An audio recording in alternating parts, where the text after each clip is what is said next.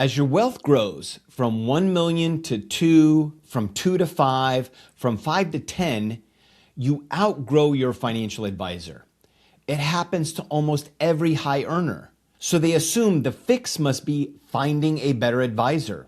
Makes sense, right? And so they go hunting for a unicorn, the one advisor who will finally get it. But that search is exactly why so many high earners stay stuck. They never find the unicorn, and they stay slotted into a cookie cutter portfolio and paying 1% to be one of 100 plus clients and getting talked out of anything that doesn't fit cleanly into their advisor's business model. If this is you, the answer probably isn't a better advisor. It's a better structure for managing your wealth. The ultra wealthy have used a very specific structure for over a century. And in this video, I will show you how to build a scaled down version for yourself, the microfamily office. My name is Christopher Nelson, and I want to tell you about the moment I discovered this firsthand and how it led me to build my own microfamily office. After my first IPO, I watched my net worth jump from $1.5 million to $3.3 million in 5 minutes on the NASDAQ screen. So I did what you're supposed to do. I started meeting with the big wealth management firms, and every single one came back with the same pitch. Here's our moderate growth portfolio, the standard mix of stocks and bonds, rebalanced every quarter, and of course, that 1% fee, no matter how the portfolio performs, you will pay. If your goal is to be 100% passive, this might be a great path. But that wasn't my goal. So what you'll find is that if you have under $1 million in net worth, personal finance advice works. Budget, save, max out your 401k, put everything into an ETF. And if you have over $30 million, you can afford a single or multifamily office. But in between $1 and $30 million, you're in no man's land. Traditional advisors want to treat you like every other client, but your problems are different. Your opportunities are different, and your goals are different.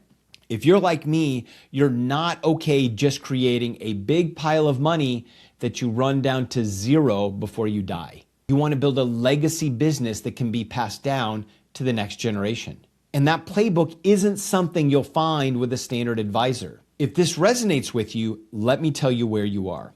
You're in what I call the financial services desert. Too complex for retail financial services, too small for the traditional family office. The industry simply is not built to serve you. So what's the answer? Well, the ultra wealthy figured this out decades ago. They just don't have an investment portfolio. They run their wealth like a business. That's what a family office is. A private business structure built around a family's wealth to preserve it, grow it, and manage it across generations. This concept dates back to the 6th century, but the modern version emerged during the Industrial Revolution. John D. Rockefeller built what we'd recognize as the first true single-family office back in 1882. And here's how powerful this structure is. Today, family offices globally manage over $10 trillion in wealth. That's more than every hedge fund on the earth combined, and they've been outperforming the S&P 500 over the last decade. But there's a catch. A traditional single-family office requires at least $100 million in assets to justify, oftentimes more like $300 million, because of the $2 to $3 million a year it costs just to operate. A multifamily office where families share services still requires $30 to $50 million and costs hundreds of thousands of dollars a year. So that structure works beautifully if you're ultra wealthy, but everyone between $1 and $30 million gets left out. That's why I built the microfamily office. A microfamily office gives you the same strategic advantages the ultra wealthy use to manage money, but scaled to be efficient, cost-effective, and actually implementable for high earners with $1 to $30 million in assets. But to build a microfamily office, you must be ready to stop being a client and start being the CEO. Let me break down how a microfamily office actually works. Instead of hiring a full-time team, you leverage fractional experts. Instead of building everything from scratch, you follow a proven framework. And instead of guessing what to do next, you operate with the same systematic approach you already use in your professional life.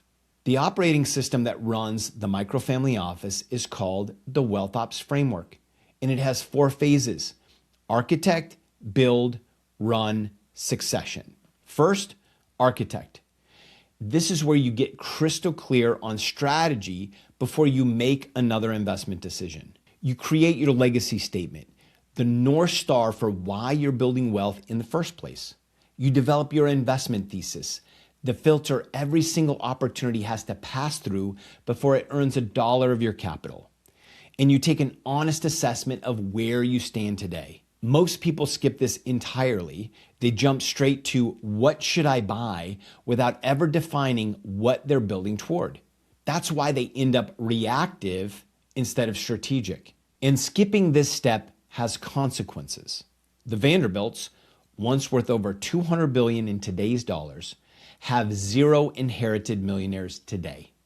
The Rockefellers with similar wealth still manage billions across 5 generations. Same starting point, completely different ending. Strategy is the difference. The build phase is where strategy becomes structure. This is where you stop planning and start executing. You set up the right legal and tax foundation, what I call the 2-company architecture. Think of it as the vault and the engine. One entity holds and protects your assets, the other runs your operations. Together, they unlock asset protection and a layered set of tax strategies I call the deduction stack. Then you build your team, not full-time hires, fractional specialists, a tax strategist, an estate attorney, a bookkeeper. You're the CEO, so your job is alignment and accountability, not doing the work yourself. And finally, you build your data layer, one consolidated view of every account, every entity, every investment in one place, because you can't run a business that you can't see. And third, run. This is ongoing operations. And here's the key. You're not managing this daily. You're operating it like an executive. Every quarter, you run the same cycle. You plan, you assess, you divest from what's underperforming, you invest according to your thesis.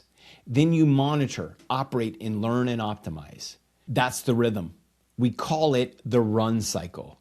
Once a year, it produces a forward-looking business plan for your portfolio, clear objectives, measurable outcomes, quarter over quarter.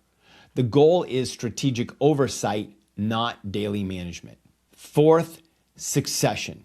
This is the phase almost everyone forgets. And it's the one that separates families who build wealth for one generation from families who build it for every generation that follows. Succession is where you put governance in place. Who has authority? How decisions get made. It's where you prepare the next generation to actually operate the business, not just inherit it. And it's where you document your thesis so the philosophy outlasts you. But here's the truth. If you don't prepare your microfamily office for succession, you haven't built generational wealth. You've just managed your own money well. Now, these 4 phases run on top of 7 core components. And the order matters because each tier enables the next. At the base is the foundation tier, your strategic base. It starts with vision and strategy. You as the CEO plus your partner or family defining why this wealth exists and how it should be managed. Then portfolio structure, the actual architecture of your assets, your allocation, your diversification strategy. The middle is the operations tier, your execution engine, but you can't build operations without the foundation first. If you don't know your vision, you can't design your protection. If you don't have the structure, you don't know what processes to run. This tier is 3 components. Legal and tax protection. This is your defense layer.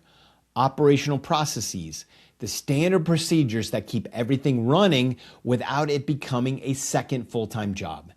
And performance and data, simple dashboards and a routine review cadence that turns information into decisions. And at the top is the leverage tier. First, team and advisors. the fractional experts you bring on per project, or a small retainer.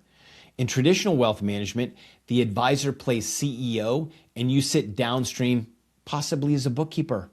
In a microfamily office, you sit at the top as CEO and your advisors work for you. Finally, executive governance. You as CEO of your family office, running systematic reviews, not checking your accounts when you remember, but scheduled 1-hour monthly reviews of specific metrics against documented targets. You're not asking, how am I doing? You're asking, is each component doing its job and where do I need to adjust? Build the foundation first, then operations, then leverage, always in that order. That is the full microfamily office model. Now you might be thinking, how is this different than just hiring an A+ financial advisor? Well, let's look at some of the main differences. Customization. A traditional wealth manager uses standardized models. You get slotted into moderate growth or aggressive growth based on a risk questionnaire. A microfamily office is built entirely around your values, your risk tolerance, and your objectives. Then there's scope. Wealth managers focus on the portfolio, stocks, bonds, maybe some basic tax and retirement planning.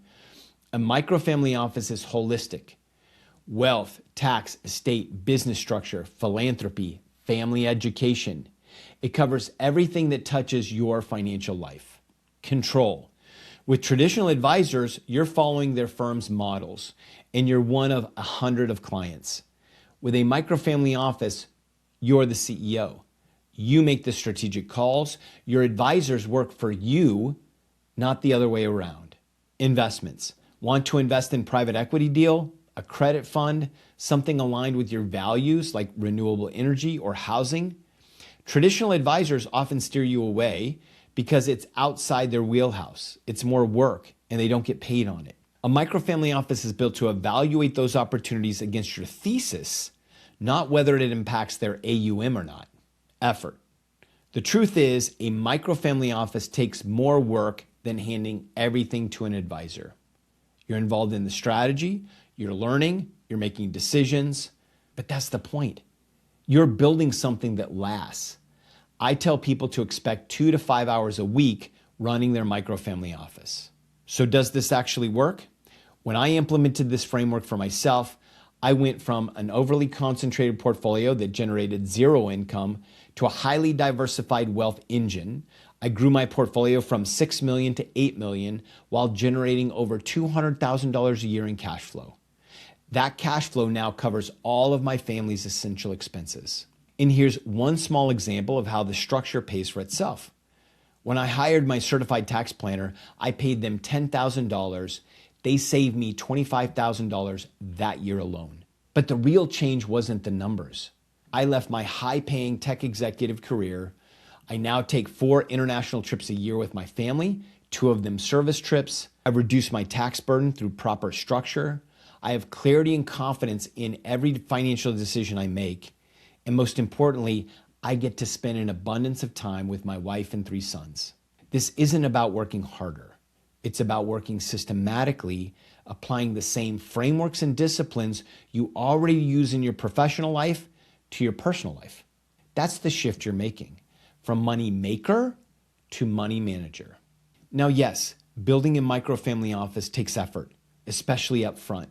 You're creating systems, you're learning frameworks, you're making strategic decisions. But here's what you need to understand. You're already spending time on your wealth. You're checking your portfolio, you're worried about concentration risks, you're researching investments, you're meeting with advisors who aren't giving you real answers. A microfamily office doesn't add work. It systematizes the work you're already doing. It turns scattered effort into focused execution. And once the systems are built, ongoing management is just a few hours a week. And most of that is strategic thinking, not administrative busy work. You're focused on the 20% of decisions that drive 80% of the results. This doesn't require you to be a financial genius. It requires you to be disciplined and willing to learn. If you can run complex projects at work, you can run a microfamily office. The goal of the microfamily office was never to add a second job. The goal is to build infrastructure that makes your wealth manageable and unmistakably yours. I hope this gave you a clear picture of what's possible. But if you want to actually build this, I would love to have you at our next live workshop. It is a 2-hour deep dive on the architect phase of your microfamily office. You'll walk away with a legacy statement, an investment thesis, and a portfolio structure tailored to your goals. At the time of recording this, we've had over 1,000 people just like you come through the workshop. Head over to wealthops.io/go or click the link below this video to register. Our next workshop is likely in just a few days. And after you sign up, check out this video on the evergreen portfolio structure. We go deep on it in the workshop. Let's keep building.